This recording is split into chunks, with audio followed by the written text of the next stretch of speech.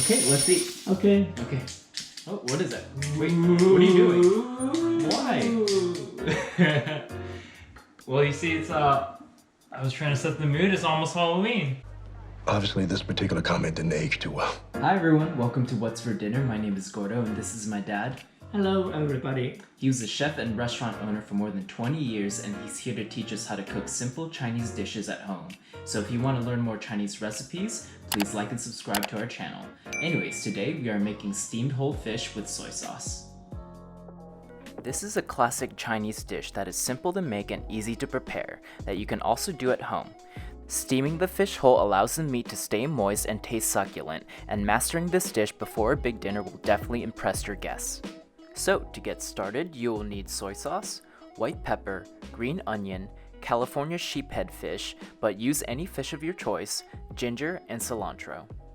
To prep, we will just need to cut a few slices of ginger and then cut each one into super thin matchstick pieces.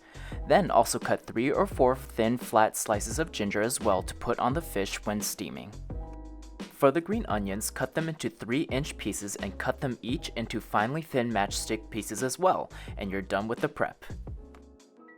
Now to start steaming, grab a wide pot or pan that you can fit your fish in and then add a little bit of water to it. If you have a small steam rack, add that therein as well. We unfortunately do not have any steam racks small enough to be able to fit our fish inside, so we're using 2 wooden chopsticks to hold the fish above the water to steam.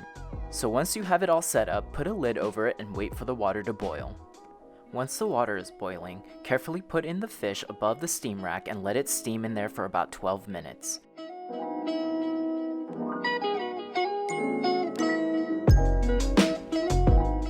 After 12 minutes, the fish should be ready to take out.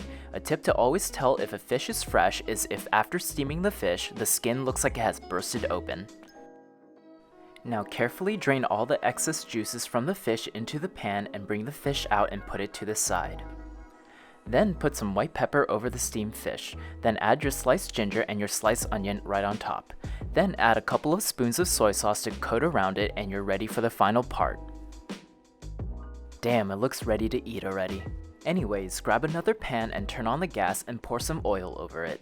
Have it heat up for another minute or so or until the oil is hot, and then pour it over the fish and you're done. Dress it with some cilantro on top and it is ready to serve.